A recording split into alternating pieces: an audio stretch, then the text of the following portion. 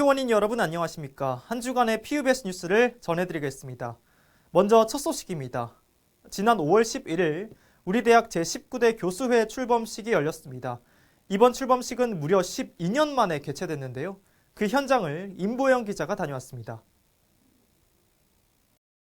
지난 5월 11일 우리 대학 인덕관에서 제19대 교수회 출범식과 교수회장 취임식이 열렸습니다. 이번 출범식은 2011년 이후 처음 열린 것으로 12년 만입니다. 이번 출범식은 대학의 위기 극복을 이유로 마련됐습니다. 지방대학의 몰락 문제를 해결하고 교육계의 빠른 변화를 따라가기 위해서는 교수들의 연대가 필요하다는 겁니다. 학령 인구의 급감과 서울 소림문 현상으로 지방대학의 대책 없는 몰락은 우리의 미래를 불확실하게 하고 모호한 상황으로 몰아가고 있습니다. 김 회장은 교육부와 대학본부에 대한 교수회의 독자적 대응을 강조했습니다.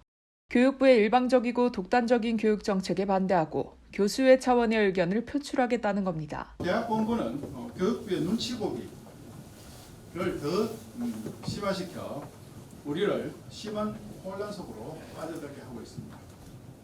이런 엄중한 때에 우리 부산대학교는 국립대의 마청으로서 모든 교육정책, 국민교육에 대한 가장 많은 고민과 리더십을 보여주어야 할 것입니다.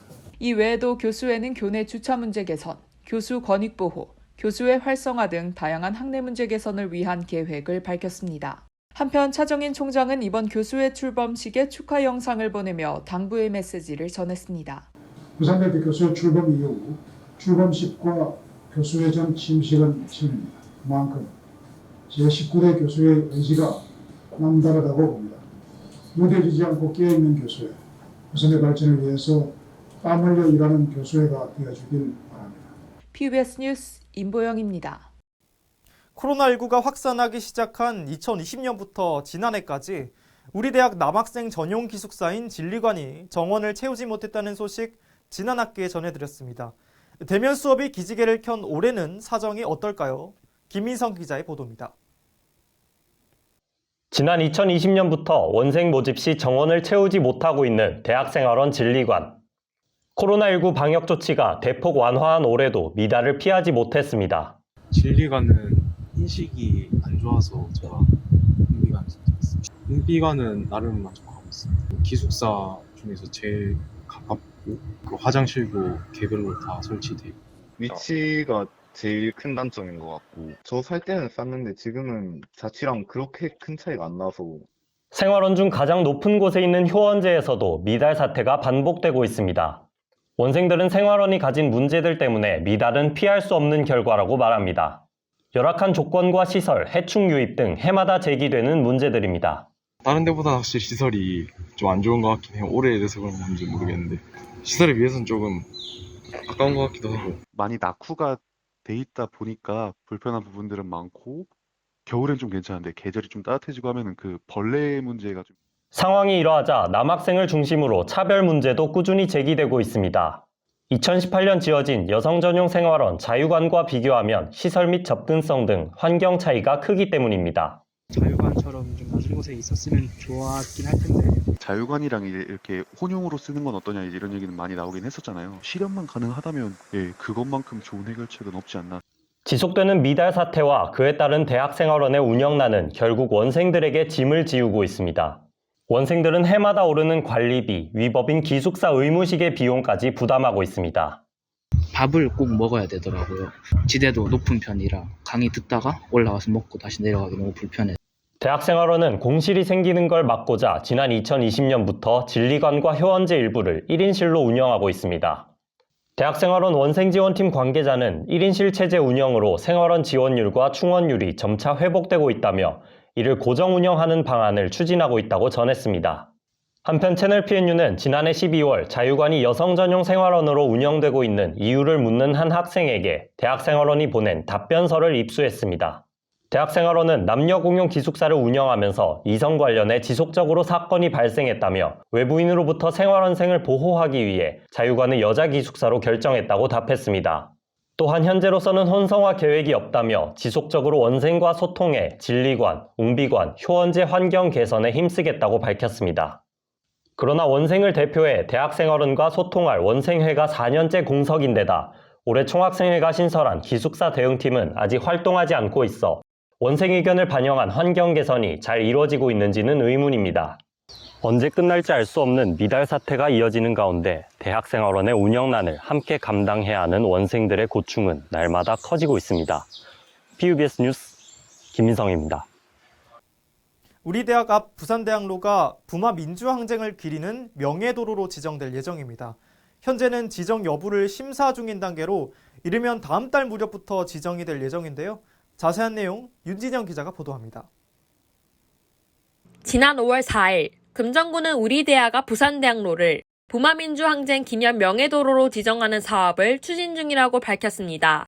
이번 명예도로 지정은 1979년 10월 16일 부마민주항쟁이 부산대에서 시작됐다는 사실을 알리기 위해서입니다. 네, 저는 지금 부마민주항쟁 명예도로로 지정될 부산대학로에 나와 있습니다. 정확한 명예도로의 위치는 현재 논의 중인 단계인 것으로 나타났습니다. 부마민주항쟁 기념재단은 지난 4월 24일 금정구에 명예도로 지정 신청서를 제출했습니다. 신청서를 검토한 후 이르면 내달 초 지정이 완료될 것으로 보입니다. 해당 도로가 명예도로로 지정되려면 금정구 도로명주소 정보위원회의 승인을 받아야 합니다. 위원회는 도로명주소법을 기반으로 부마민주항쟁이 명예도로로 지정될 만한 가치와 부산대학로가 명예도로로 지정되는 것이 적절한지 등을 판단합니다. 부마항쟁재단은 명예도로 지정은 늦었지만 반기리라며 명예도로 지정을 시작으로 앞으로 다양한 기념사업들을 열어 부산 시민들까지 다 함께 기릴 수 있다면 좋겠다고 밝혔습니다. 또한 금정구는 명예도로 지정이 완료되면 도로명 표지판이 추가로 설치될 것으로 내다봤습니다. 명예도로 지정은 우리 대학 학생도 자랑스러운 일이라고 말합니다. 부마민주항쟁은 부산대학교 학생들이 위대한 진리와 자유의 횃불을 휘날렸던 자랑스러운 역사라고 생각합니다. 부산대학로가 명예도로라는 또 하나의 이름을 가지게 되는 것이 저의 모교에서 있었던 영광스러운 역사를 잊지 않고 그들의 용기를 가슴에 품을 수 있는 일이라고 생각합니다. 한편 부마민주항쟁은 박정희 정권의 유신 독재에 반대하며 부산과 마산을 중심으로 일어난 대규모 민주화 운동으로 2019년 10월 16일이 국가기념일로 지정됐습니다. PUBS 뉴스 윤진영입니다. 우리 대학 중앙도서관에서 특별한 전시회가 열리고 있습니다. IBBY 모두를 위한 책 특별전에서 장애와 비장애의 구분을 넘어 전 세계인 모두를 위한 책들이 전시됐다고 하는데요. 그 현장을 서민경 기자가 다녀왔습니다.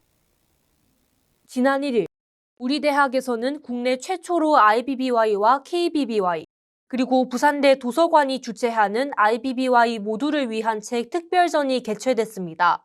전시는 오는 19일까지 우리 대학 중앙도서관 1층 복합문화공간에서 진행됩니다. 전시는 특별한 형태, 보편적인 접근, 장애 묘사, 총 3가지 카테고리로 분류돼 있습니다. 전시에서는 장애와 연령을 뛰어넘어 누구든지 읽을 수 있는 책들을 만나볼 수 있습니다. 책의 형태에 대한 고정관념을 바꿔주는 책들도 많습니다. 소화, 사화를 담은 책, 점자책, 촉감책 등 평소에 볼 수 없던 책들을 만나볼 수 있는 겁니다. 장애를 가진 인물이 주인공으로 등장해 장애를 이해하고 양육의 방식을 배울 수 있는 책들도 만나볼 수 있습니다. 26개국에서 온 총 40권의 전시도서에는 우리나라 책 1권도 포함됐습니다. 장애 묘사 카테고리에서 만날 수 있는 우리 아이를 소개합니다. 당신이 언제든 만날 수 있는 특별한 아이들 이야기라는 책입니다. 이 책은 발달장애를 가진 자녀를 양육하는 11명의 어머니와 그들의 자녀의 글과 사파를 담고 있습니다. 전시장에서는 특별한 활동에도 참여할 수 있습니다. 전시회에 마련된 점자카드 만들기 부스에서는 점자에 대한 설명과 함께 직접 점자카드를 만들어 볼 수 있습니다. 또한 전시 기간 중 점자카드 인증사진 이벤트도 진행 중입니다. 한편 모두를 위한 책은 장애와 비장애를 넘어 전 세계 모든 독자들을 위한 책을 소개함으로써 의미 있는 책 경험을 제공하고 모든 이를 위한 책의 출간과 보급을 장려하기 위해 진행되는 국제 프로젝트입니다. 전시된 도서들은 IBBY에서 2년마다 선정하는 모두를 위한 책 2021년에 선정된 것입니다. 이번 전시를 통해 전 세계에서 장애인에 대한 이해와 공감을 위해 어떤 책들을 출판하고 있는지 살펴보고 장애인을 위한 책에 대한 인식을 제고하는 계기가 되었으면 합니다. PUBS 뉴스 서민경입니다. 요즘 1분이 넘지 않는 짧은 영상으로 이루어진 숏폼 콘텐츠가 인기인데요. 1020 세대뿐만 아니라 기성세대도 젊은 세대와 소통하는 도구로 자주 이용하고 있습니다. 핵심 정보를 빠르게 전달하고 또 재미를 주는 것이 가장 큰 장점인데 우리에게 남기는 폐해는 없는지 부산대학교 언론사 채널 PNU가 알아봤습니다. 어디 가세요? 뉴진스의 하이보이요. 뉴진스의 하이보이요. 자신이 듣고 있는 노래를 소개하고 사라집니다. 요즘 유행하는 무슨 노래 듣고 있어요 콘텐츠입니다. 1020 세대에서 시작해 기성 정치계까지 그야말로 숏폼, 짧은 동영상의 시대입니다. 짧다라는 뜻의 영단어 숏과 형식을 뜻하는 폼의 합성어인 숏폼. 3대 숏폼인 틱톡, 유튜브 쇼츠, 인스타그램 릴스 모두 대체로 1분을 넘지 않습니다. 사람들은 주로 이동시간이나 잠들기 전 등 남는 시간에 숏폼을 이용합니다. 우리 대학 학생들도 숏폼을 많이 이용하고 있었습니다. 채널 PNU가 우리 대학 학생들을 대상으로 설문조사한 결과 응답자의 92.7%가 숏폼을 이용한 적 있다고 답했습니다. 시간 종종 날 때만 짧은 시간 동안 할 게 없으니까 그거 보면서 시간 때우고. 하지만 숏폼에 중독될 수 있다는 위험이 문제로 떠오르고 있습니다. 설문 응답자의 88%는 숏폼의 중독성이 심각하다고 답했습니다. 자극적인 짧은 동영상들이 여러 개가 계속 다양한 테마로 있다 보니까 그냥 나도 모르게 넘기게 되다 보니까 새벽마다 그거 한다고 잠 못 자는 경우도 많죠. 전문가들은 즉각적, 자극적인 영상에 자주 노출되다 보면 우리 뇌에 내성이 생길 수 있다고 경고합니다. 일상생활에 흥미를 느끼지 못하고 큰 자극만을 찾는 팝콘 브레인 현상이 나타날 수 있다는 겁니다. 반복적으로 짧고 강렬한 영상에 지속적으로 노출되는 경우에는 중독의 위험성이 높아질 수 있습니다. 최근 중독이나 의존이라는 말보다는 사용장애라는 말로 개념이 바뀌는 중이고요. 스마트폰을 스마트하게 사용하는 사람은 사람과 관계를 맺고 살아가야 하는데 현재는 스마트폰이 대신하고 있는 것 같습니다. 스마트폰의 자리에 사람을 채우는 것이 먼저 되어야 할 것입니다. 서비스 이용 시간을 제한하거나 취침 알림을 설정하면 중독 예방에 도움이 될 수 있습니다. 숏폼을 과도하게 시청하지 않도록 자제력을 키워야 한다는 과제가 미디어 이용자들에게 새롭게 주어졌습니다.